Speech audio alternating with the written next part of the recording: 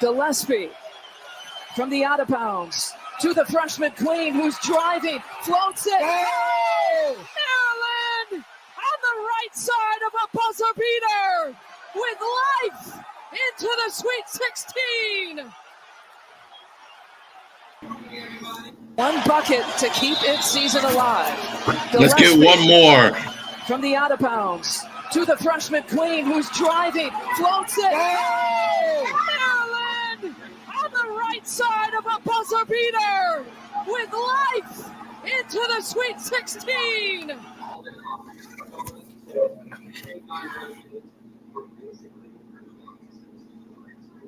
What a way to start the Ravery Sports Podcast. That was, yes, sir, Derek Queen. I'm from Baltimore. That's why. And he told him in the post-game interview. That's why he hit a very difficult layup there to get the Terps into the round of Sweet 16 for the first time in many years.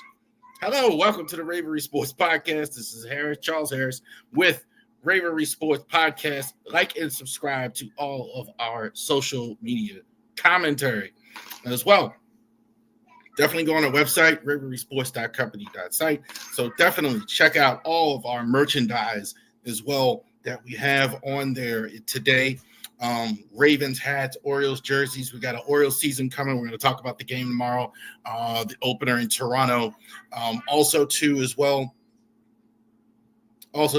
Genesis Notary Services in Winchester, Virginia. If you are in the Winchester area, we do apologize to all of you where I had to cancel appointments. I felt terrible about that, but it was beyond our. But we are back. So anybody else out there who needs help with their notary business, we go ahead and we are all squared away. We had to shut it down for about a week there. Now we're back in business. I put on social media, we're back to go, ready to go for anybody out there that needs help. See, Charles Harris, we are LegalShield.com. So if you do need Legal Shield, it is a great vehicle to help you with your notary business.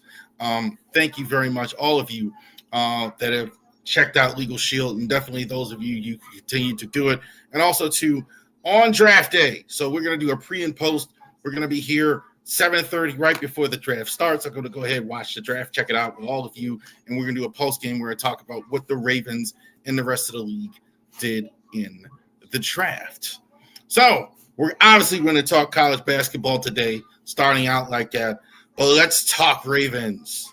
We usually start here with the Ravens, and we're not going to be different today. We're going to do a full roster breakdown. Okay?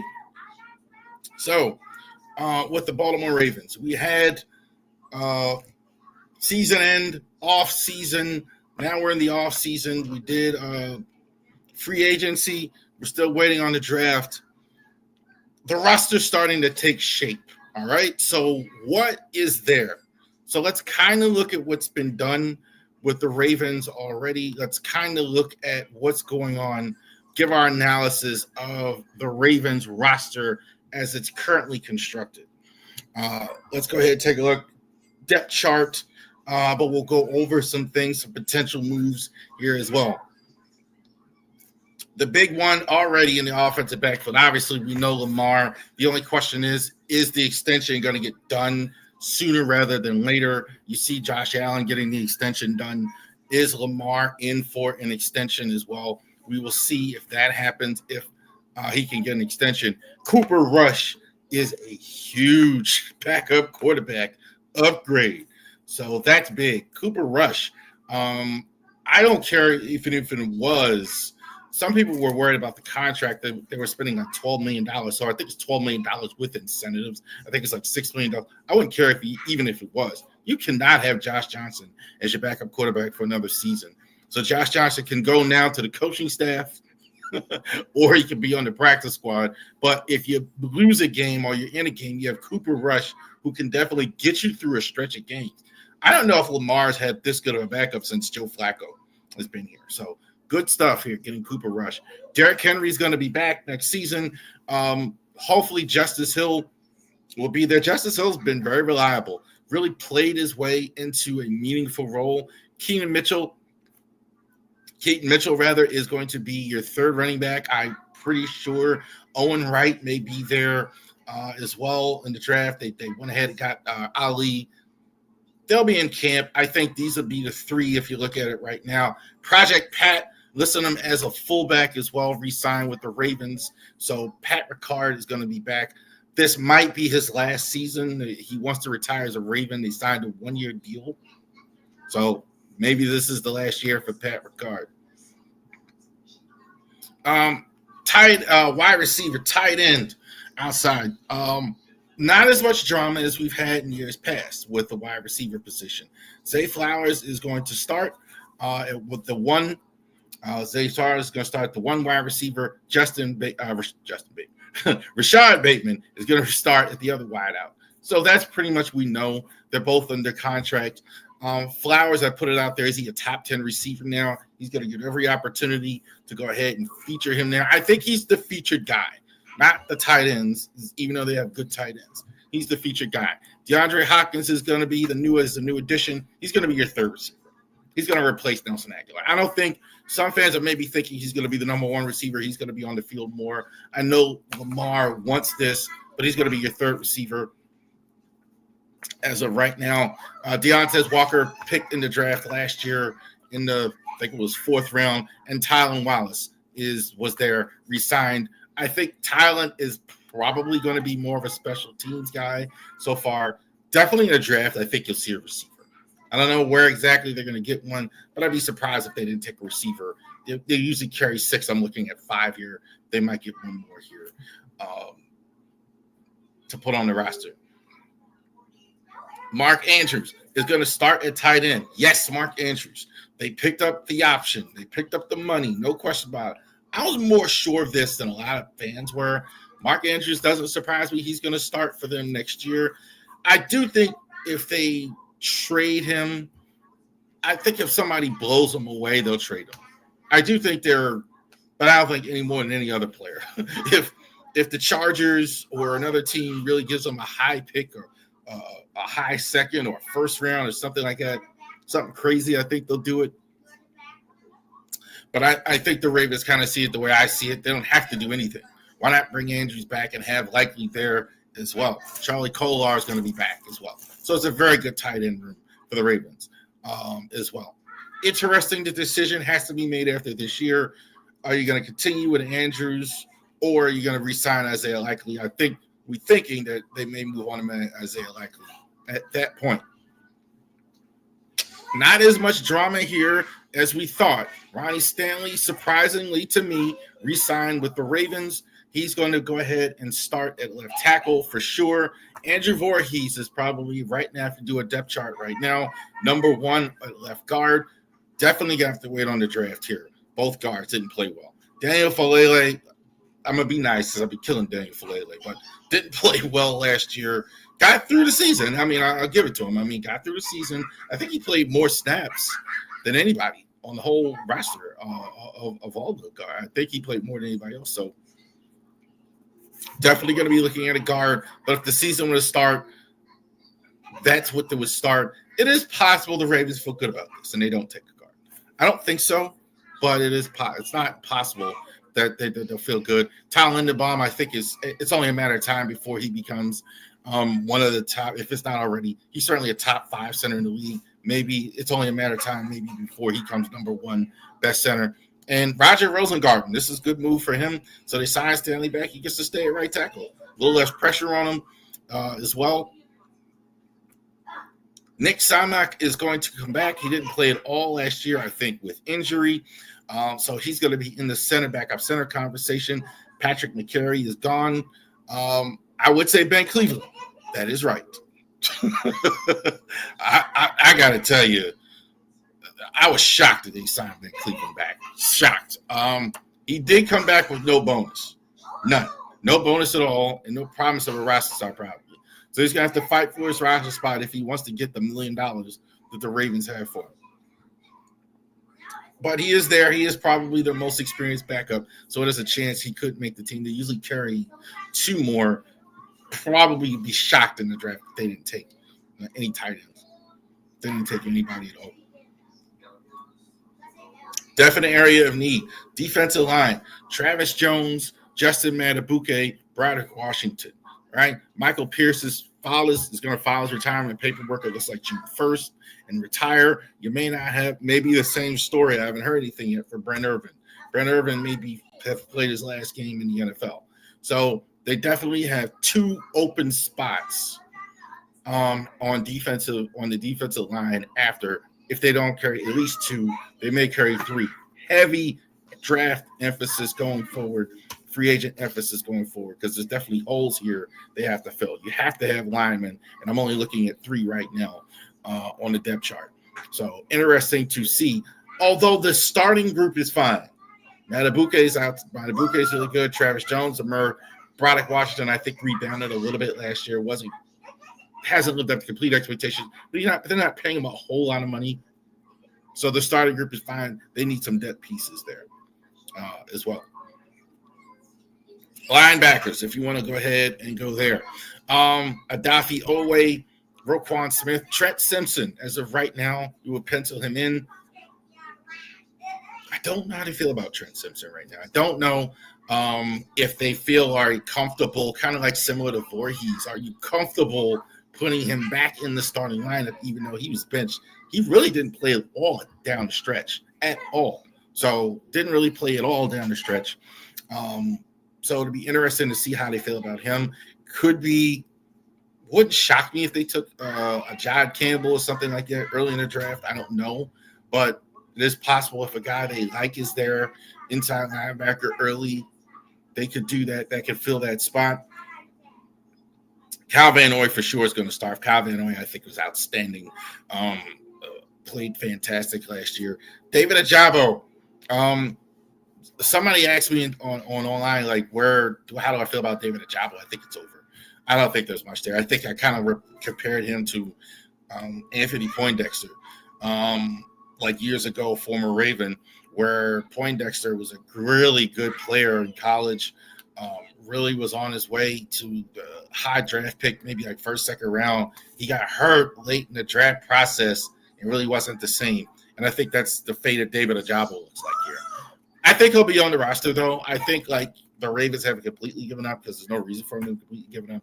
But I don't think they see him anymore. I'd be surprised if they see him anymore as a guy that's going to eventually take over as well. He's really going to have to show it this year if he can make the roster at all. Tavon Robinson, I think, does. Maybe was playing a little bit at the end of last year. I think maybe he's a guy that you can play in multiple positions, playing him inside a bit. So you can see that. Isaac, we still don't know. We don't have anything. Totally complete. Didn't practice, didn't dress hardly in a lot of games. Injured pretty much his whole year. Jake Hummel, I think, is coming in inside linebacker, special teams with the Ravens are going to look at that. That's basically what his job is. You may see him in base sets at inside linebacker, but basically he's a wedge buster, right? He's there to help run the special teams. They did lose Chris Board and Malik Harrison, so they go ahead and sign a Jake Hummel to help them with the special team. That's essentially what his job is going to be there as well. Real quick here. Marlon Humphrey's going to start for the Ravens at one corner. Some saying he's going to spend all his time in the slot. I keep hearing that. I see him move around a bit. I don't think he stays in one spot. So I think there are fans that think he's in the slot all the time. I don't think he's in the slot all the time. I think he moves around a bit. He's going to be back. He's going to be your number one corner. He was trash talking. He was trash talking Malik Harrison for signing with Pittsburgh. Why he had to, so good, man. I like seeing that. Always with the Steelers. Darius Washington is at free safety. Kyle Hamilton's at strong safety, and Nate Wiggins is your starter at the other corner. I think they're fine with the starting group.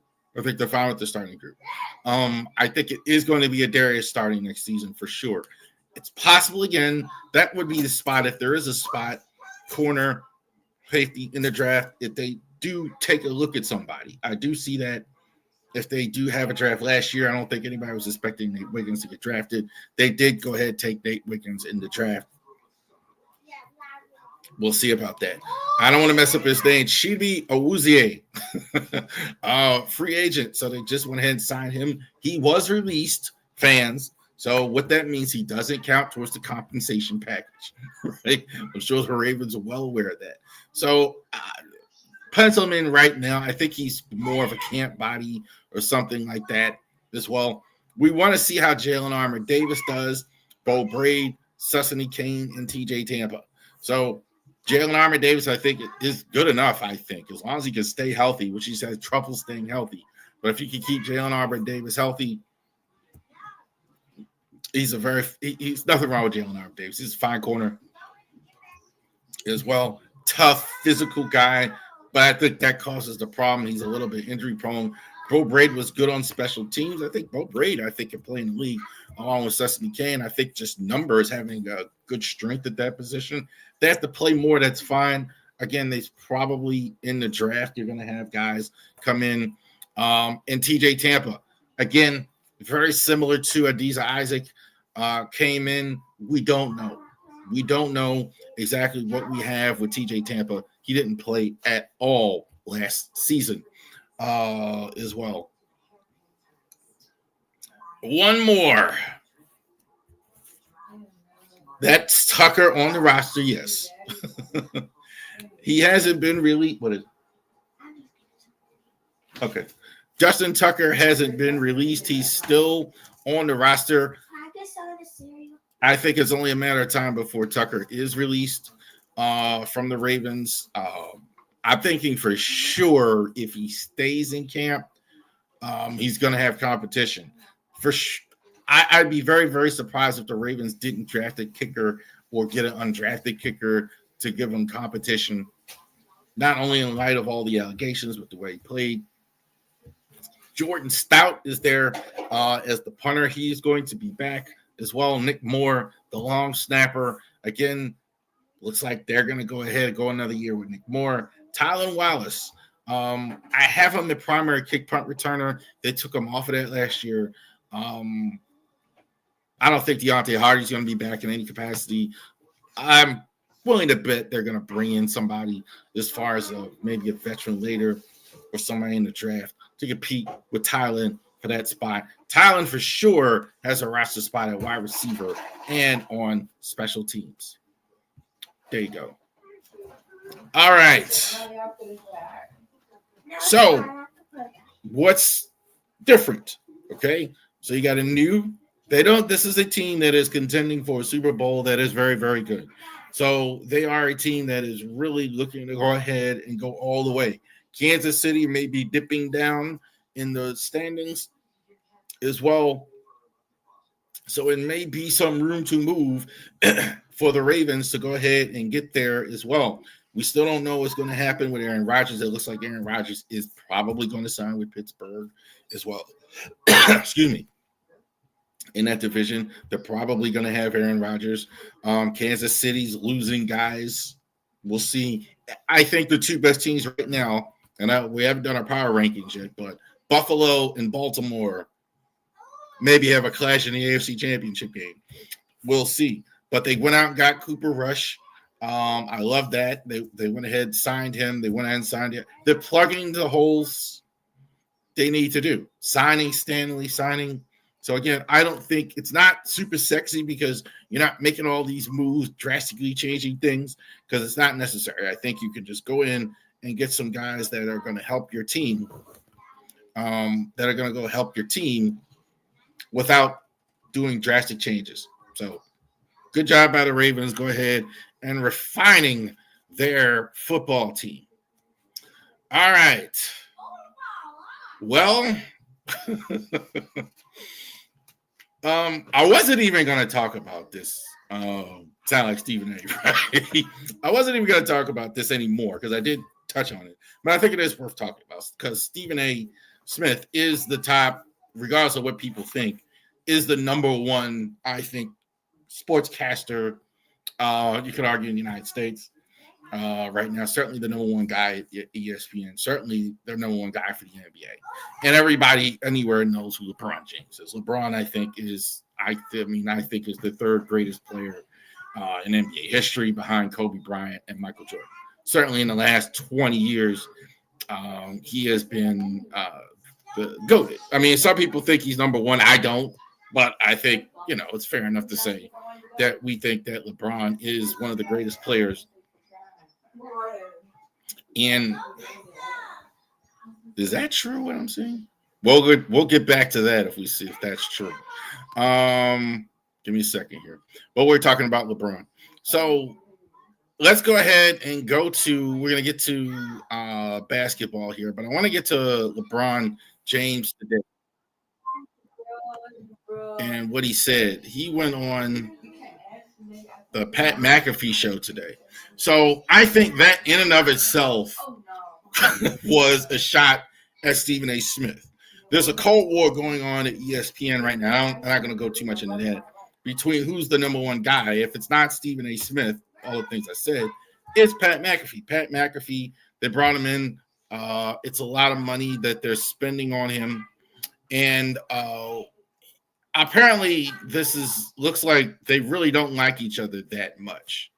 I'm gonna get into why this is more important, the larger issue, what I think it is here. But I wanna go ahead and go over this what these guys are going to go on full screen here. So this is Pat McAfee, the guy, the number one. I think he has the number one, maybe the number one YouTube show in sports. You could definitely say that.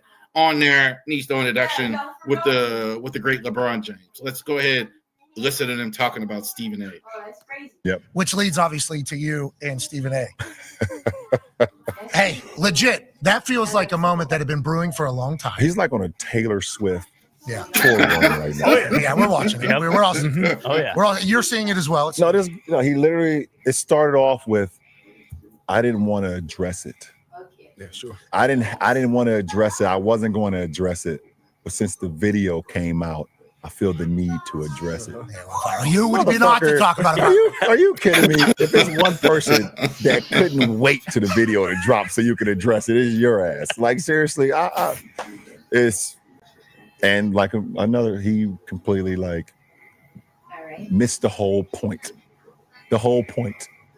Never would I ever not allow people to talk about the sport, criticize players about what they do on the court. That is your job, to criticize or to, be in a position where, okay, if a guy's not performing, that is all part of the game.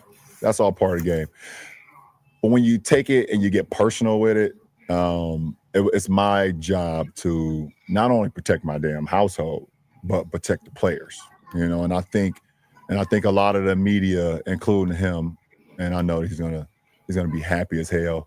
He's gonna be smiling from ear to ear when he hears me talking about it. Oh my God, he's gonna get home and grab some ice cream out of the fucking freezer and sit in his chair and his tighty whities on the couch. I hope at some point you two do get a chance. But you're right. Dude, relax, bro. Relax. Seriously. So that was the GOAT LeBron James talking about Stephen A. Smith here.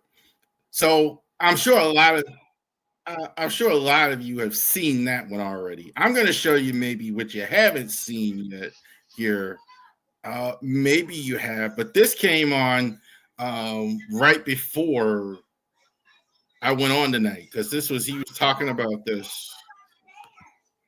He was talking about this right before I came on tonight. The response to this. So maybe this hasn't went as viral as well. So let's go ahead and check him out here. So this is Stephen A. responding to the McAfee appearance here, and I'm just going to give it a few seconds here, and then I'm going to give my thoughts on it.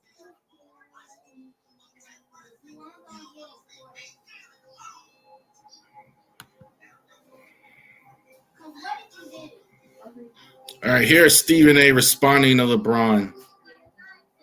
Immediately. That man put his hands on me, I would have immediately swung on him. Immediately. That man put his hands on me, I would have immediately swung on him. Immediately. I don't believe that. That man. That was the whole rant. I didn't want to go too over with that because that whole rant, that was Jason Whitlock right on LeBron. Called him a liar, called him a whole bunch of names, called him all this stuff. I have never seen anybody talk about LeBron James like that ever. I never ever seen it. Never seen it. So that was wild. I do want to address this. I see this in the wrestling business a lot. I watch a lot of WWE and all that, etc. There's, for those of you who don't know who Dave Meltzer is, he's a wrestling writer. He's been a wrestling writer for 30 years. He used to have the Wrestling Observer newsletter. You actually used to get it in the mail. He used to write about the wrestling business and all that, etc. And the wrestlers would get mad at him for saying certain things in the newsletter. And I see the same thing in the NBA, where not as much in the NFL, They don't really openly go at guys, like not like I see it public, but a lot of the players go at Stephen A. for what he says look. And I know a lot of y'all don't like Stephen A. and all that other stuff. That's fine. But here's where I'm a little lost at. If I'm LeBron James, right? I got a better job than the president of the United States. LeBron James is what, $50 million a year with the Lakers.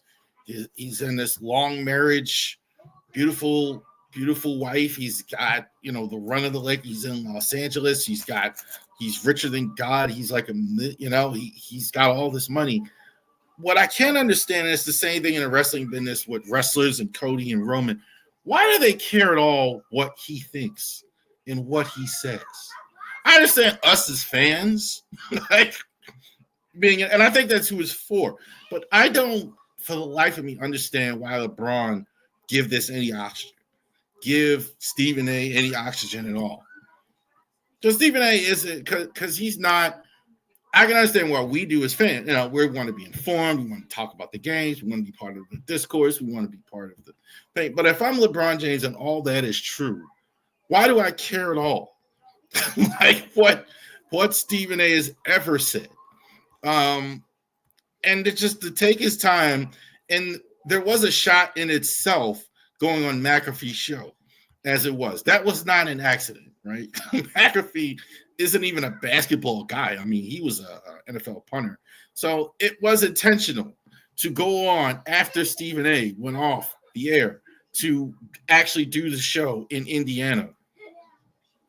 After Stephen A. went off the air and he couldn't respond till later and all that. So apparently they have this long-running feud now that's out in public where they don't like each other and all that, etc. So definitely check out the Stephen A. rant. It's hilarious.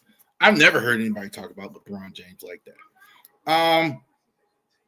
But the fact is, players get to express themselves anywhere they want. They don't have to talk to me. They don't have to talk to Stephen A. LeBron doesn't have to talk to him. He doesn't have to like him. He doesn't have to do that. I think to take it to the other side, the reporters have to understand that. Commentators have to understand that. They don't have to talk to you. They don't have to like you. They don't have to reach out. They don't have to do that. That happens to me all the time. Reach out, want to speak to somebody, they don't have to do that. So I think that's part of why Stephen A is all upset at him, because LeBron doesn't do what he wants and all that, blah, blah, blah. He had a good relationship with Michael and all that. He was hoping to have a good game. I don't know. That's totally speculative on my part. But I think there are for the life of me, the overarching thing is I don't know why LeBron would ever care what Stephen A says. I don't get it. It was funny, though. It was very entertaining on both sides. I think it's a very interesting story to see these two heavyweights, one in media and one as an athlete, actually go at it today. Wasn't expecting to talk about it, but we for sure are going to talk about this one. The Terps getting it done. How about that? So let's go over this as well. I think we got the most video here we've ever had in Ravery Sports here going over it. So let's talk about the games this weekend. So on the screen, the 1-point victory, Colorado State over the Terps over Colorado State, 1-point victory as well. I think let's talk about the whole weekend. Thursday, they played Grand Canyon University. I thought that was a game was well in hand. I thought that was a good opportunity for Kevin Willard to go ahead and rest players. Kevin Willard to go ahead and rest players and give his starters a chance to rest, rather, and actually play. DHS played. Jordan Geronimo played as well. That's very interesting there as well. So we'll go ahead and check that out as well. The game Saturday, I thought Colorado State and Maryland, I thought that was one of the best games I ever saw in college basketball, certainly from a Maryland Terps perspective. Back and forth as well. Both sides, I thought, played well. They both hit great shots towards the end. Something's going on with Kevin Willard. I keep seeing this on Twitter. So I don't know yet. Maybe we'll find out here at the end of the stream here. But I thought he turned the job down. I'm kind of looking at that at the same time. I thought he turned the job down as well. Something's going on with Kevin Willard. I can't even repeat this tweet. Blank Kevin Willard. Hope you break every bone in your body. What is going on, Kevin Willard?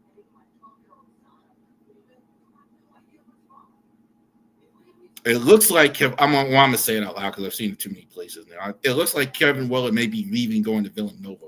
We will see with that. So we'll get back to that. But one of the best games in college basketball I think I ever saw. I thought both sides played tremendous. You saw it at the opening where Derek Queen hit the fadeaway. That is one of the tough shots. Clark Kellogg said, if you were to shoot that jumper the way it is, going away from your body off of 1 foot and hit it, you can't hit that shot with nobody guarding you in the gym. That's how hard of a shot that is to hit, let alone the situation there as well. That is unbelievable to hit a shot like that. So I think it was one of the best shots like that. What's even cooler is what he said in the post game after that. So let's go to that real quick. Why he had so much confidence to go ahead and hit the shot in the post game. So let's go to Kevin Willard after that tremendous victory against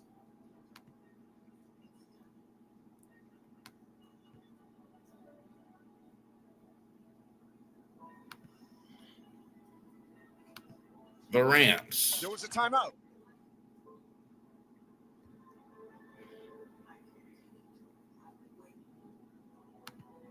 You said, I'm not going to say the full thing, but you said, get me the ball when he came out of the timeout.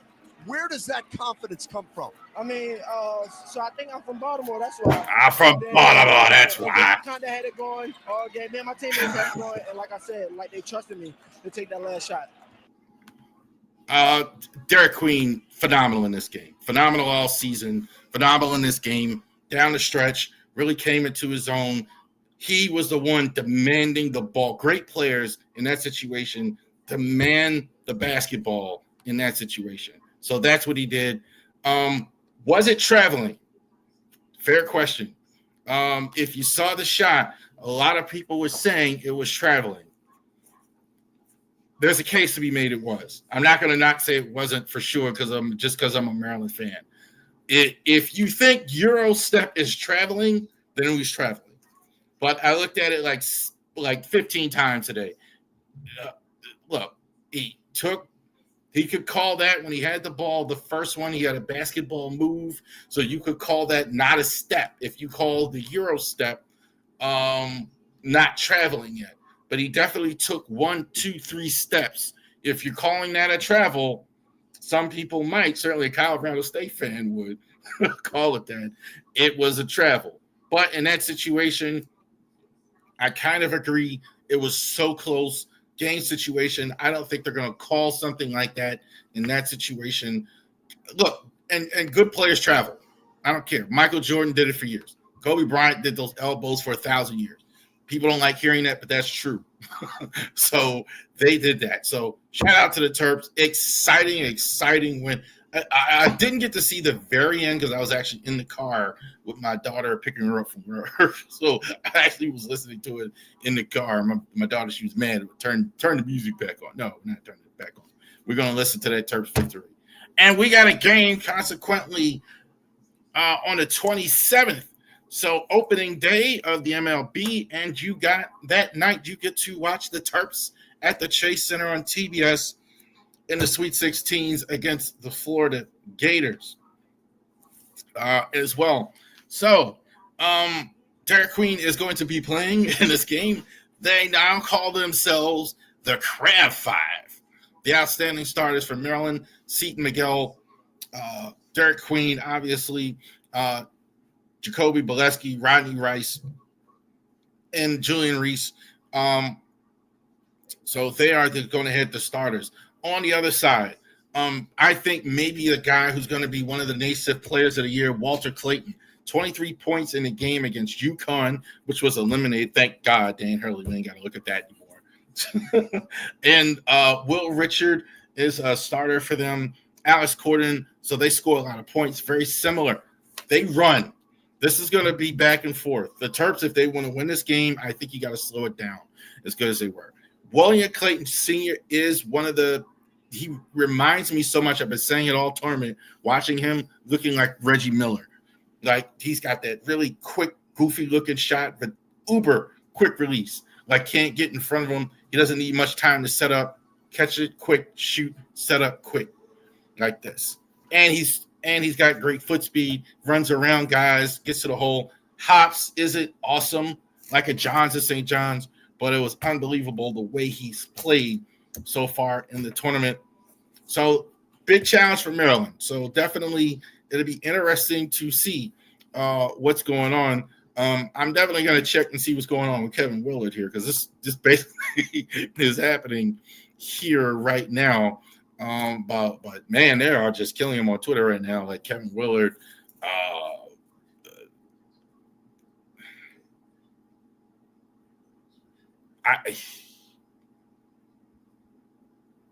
I hope this isn't true that he's leaving in the middle of a tournament. I hope this isn't true, whatever. But I don't know that. I can't confirm that yet.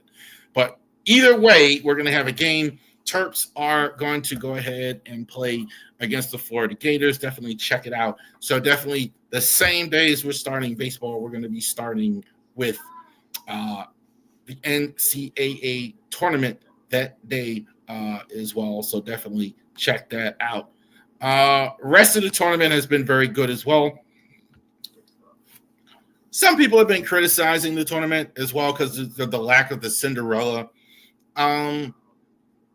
Okay. I mean, there's been some really good games. I really enjoyed Arkansas and St. John's. That surprised me, the result of that game. Calipari getting the win. I thought St. John's really played bad. They shoot well, and they just didn't. R.J. Johns getting sat down the last section of the game by Rick Pitino in the last 5 minutes doesn't bother me at all. You got to make shots. Some people say you don't sit your best player. Obviously, they never played for Rick Pitino. He certainly understands that as well. I thought that was great. I thought Duke was very good both games as well. So the tournament has been fairly enjoyable. I've been more locked in too because we got a Terps team actually in the tournament. So I thought this was a good tournament. It's not for everybody. I get that. So that's why we don't necessarily always spend as much time talking NCAA tournament. But it's not for everybody. But I thought we've had some good stuff so far as well. So let's go ahead and talk a little baseball. Let's switch because we got a game here coming up. So this is the last in our series. The graphic is working. Last week it didn't work at all at the end. Sometimes you're using StreamYard and it corrupts your slides. Like you can't pull them up. You can't do anything. Like that'll happen sometimes. So, but this time it did work. I did load them all up, check them because I was actually home today. From work more today than I usually. Usually I'm just getting in, but I was actually home, so I actually got a chance to check it out. But let's go over this top 10 managers in MLB in 2025. So this is a little bit more subjective. This is the last of our top 10 series preseason because the season is about to start. We're going to go over the Orioles game here in a minute, the game tomorrow, the opener. But let's go ahead and go over the top 10 managers who are the top 10 managers. Subjective, but one thing I look at is win-loss record, expectation of the team, etc., and how they do on the margins, how they do in certain situations. Sometimes you almost when you're doing manager lists like this, you're almost sometimes being unfair to managers with consistently really good teams because, the expectation is more or whatever. So sometimes, like in anything, managers don't get as much credit as they would in normal situations. So let's go ahead and do that and check that out. So let's go ahead and go over this. Still looking at the Kevin Miller thing. All right. So number 10, Matt Quantrill of the Royals. This was the manager of the year in the American League last year for the Royals. Did very well with them last year. Royals have been rebuilding for a long time. Historically, they have never been a team with a lot of money. Even in the 80s when they've had good teams, even prior years when they had good teams, won a World Series. It's been on the margins, build up, build back down, even when they had George Brett. So they need a guy like Quantrill. Quantrill, I thought, was fantastic last year with them developing Bobby Witt, developing a lot of those young pitchers that they have, Cole Ragans. So definitely can put him in the top 10. Not a long resume of success, but definitely what he did last year, I got no problem putting him in the top 10. May be good for years to come. About 51 years old. Here's a former Oriole, Bob Melvin, in the A's uniform with the San Francisco Giants as a manager as well. Melvin's been good for a while. You could tell it when he was a former player. A lot of catchers make great managers. See the whole field. Spend his career, especially a lot of times, backup catchers like he was. He was Mickey Townsend's, I remember, backup as a Baltimore Orioles. When he played for the Orioles, see the whole field. He sees the whole field. He sees a lot there as well. And as a manager, you kind of see that. Really works on the margins as well. Really good with pitching staffs. His pitching staffs are consistently good no matter where he's been. Whether in Oakland, the Giants, or whatever, he has trouble with offense. Like a lot of times, his pitching staffs are consistently good. I like Melvin. Had a lot of success. Hasn't really won the whole thing yet, so I can't put him higher. But definitely the Giants manager at number 8. Brian Stinker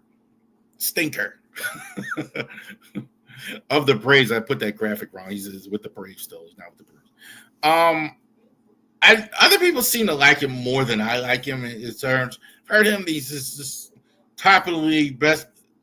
I kind of take him down a bit because I'd like to see a little bit more consistency in one area. I think managers are consistent all the time in one area. His teams are usually good, but he usually has good to work with as well. But I got no problem with him. I think the Braves would keep along tenured managers. I think Sticker has done a very good job with them. I think the players do listen to him, respect him. So I have him at 8. Based on everything he's done, I got no problem putting him at 8. Craig Counsell is a guy very much respected. I messed that one up again. He's not. I got 2 Brewers managers. Cubs. So many years with the Brewers. Craig Counsell, as a manager, was well on the margins. Very impressed with Counsell. Probably him and Kevin Cash, I think, are the 2 best on the margins. Pitching staff. You don't see a Craig Counsell team without a good pitching staff, and you always see it. He always works a lot with less. He's very good at getting his order, getting the most out of his batting order, getting the most out of what's there. So that's why the Cubs hired him. I think he went to the Cubs, because they have a few more resources, and that'll get him to the promised land, etc. I think he feels he can win a World Series better with Chicago than he did with Milwaukee. That's why I think he's went there. But Counsell, I think, is great. Still no World Series on his resume. Still no world champ on his resume quite yet. But he's been really good, I think, as a manager. Great winning percentage for them. Here's a guy that has gotten his team all the way through. A.J. Hinch of the Detroit Tigers, formerly of the Houston Astros. So, look, kind of got ran out of Houston because he's cheating, the whole cheating scandal. I will say with Hinch, his teams are good. There's no other way to slice it. People are going to be critical of this one, but his teams always win. There's no other way to say it. A.J. Hinch, definitely, he won a World Series in 2017, won 117 games, so many years as well. Already with the Tigers, nobody wanted the job with the Tigers. He goes in, takes it. Tigers are already better than what they were. Record as a manager, I think, is very, very good. I think A.J. Hinch is a winner. His teams win. Some guys, there's no other way to say it sometimes. Sometimes there's no other way to say it as a manager sometimes that other than his teams win. But look, he's what? 525 winning percentage as a manager. I think he's good. I think he's already turning the Tigers around, had a lot of success. Did cheat though in Houston. No question about it. So, but there's no question about it though. But definitely I'm putting Hinch in the top 10. Won a World Series on a good managing a good team now. No question about it as well. Torey Lovato of the Arizona Diamondbacks. So he has got a good opportunity this year. I think the Diamondbacks are a really good team. This guy's been a manager for a while now in Arizona. So this is year, I think, 8, 9 for him as a manager. And he's had good teams. The whole time. His winning percentage is 489 total. But I think I think it looks like he's had mostly winning seasons there. Won in 2017, 2018, 2019, winning season 2023, 2024, for sure this year. So as he's had some horses, he gets it done. I definitely believe he's one of the better managers, I think, in the league.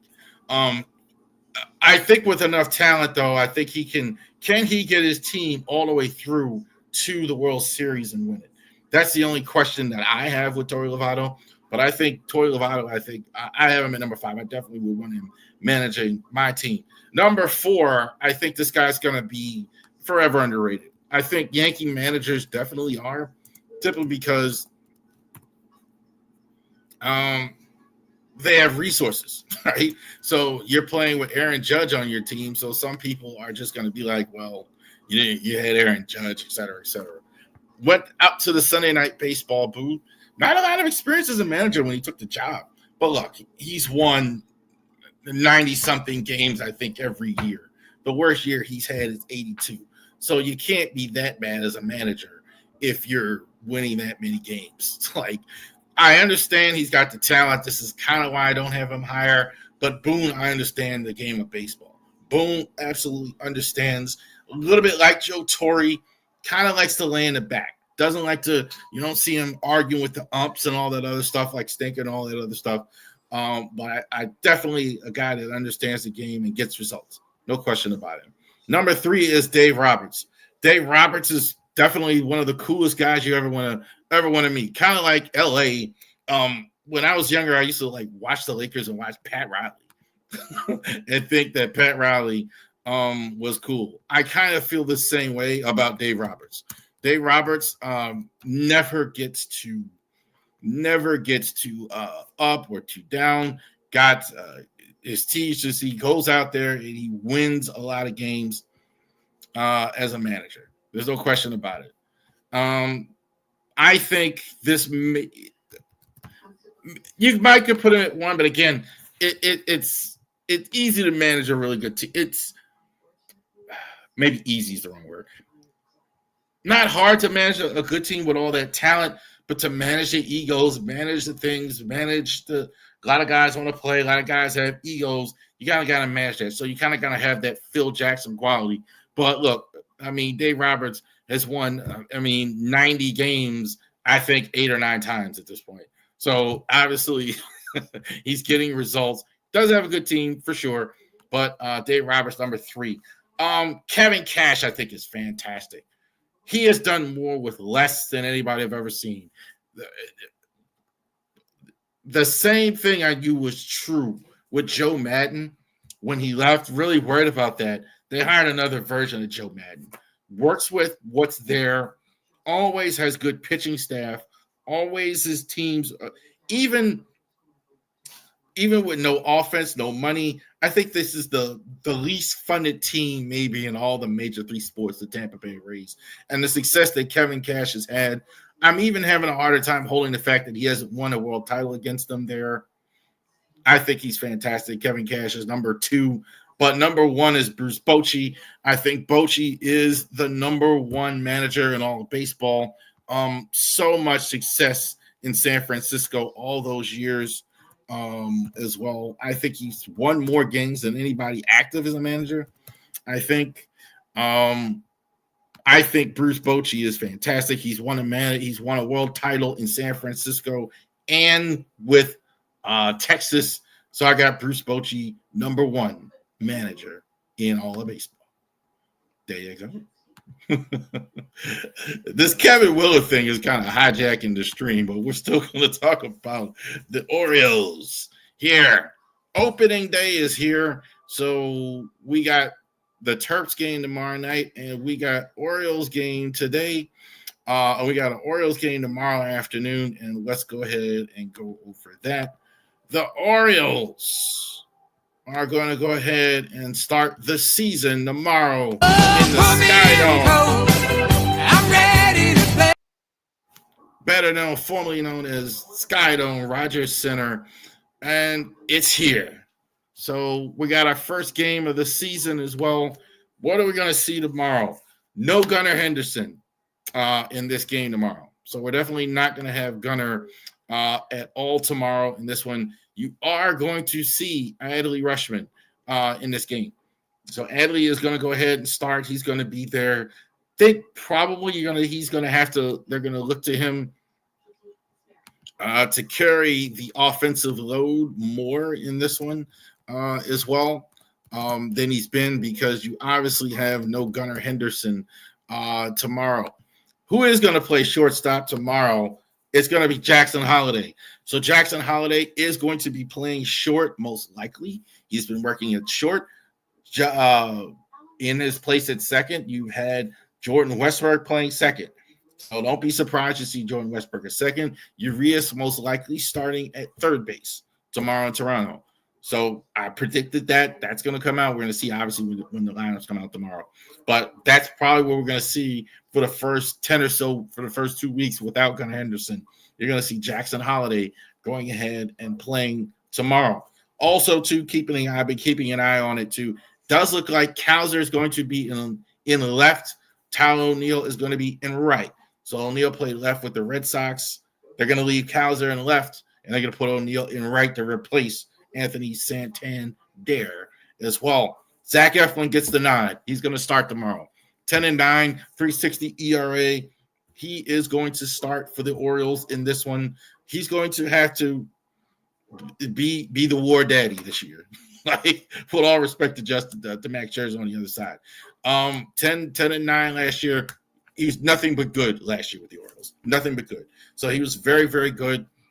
He's worthy of this. I think he's a guy very good Toronto, very good with the Rays before, good at the end of last season. You're not going to have Grayson possibly at all this year. You're not going to have Grayson at all this year. You're going to have good effort from Zach Eflin. You are going to have Felix Bautista tomorrow in the game if needed, if they have a save situation. Cade Povich should start in the opener on Monday, the home opener as well. First regular season Orioles report next week. Vladimir Guerrero, is he going to finish the season in Toronto? He's definitely going to play tomorrow. I think Vladdy's going to have a monster year. He can't be more motivated. Unlikely he signs in Toronto. I do think he is going to go ahead and play for his next contract. He's definitely looking for Soto-type money. I absolutely think he's going to be playing. This is the guy that Eflin is going to have to get out the most tomorrow. Familiar face. Yes, in left field. They're going to leave George Springer in right. They're going to have Anthony Santander in left. He does not play super well in Toronto, which is interesting why he signed with Toronto, because historically he hasn't played well there. But he's going to be playing here every day. Maybe he'll get a little bit more mojo there.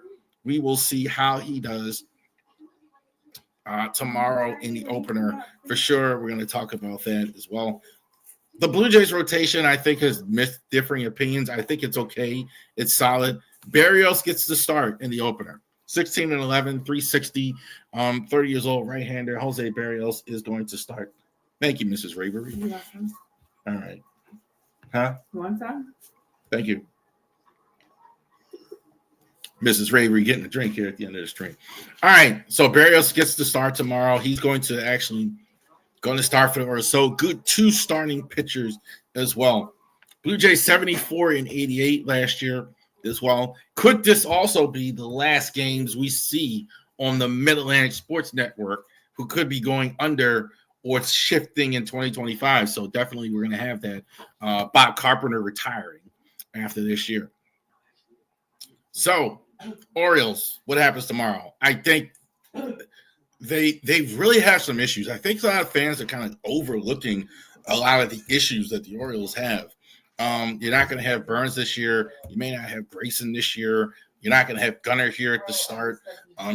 Mateo is going to be held back. I think Mateo's not going to be there as well, if you consider that a loss. So a lot of issues going on.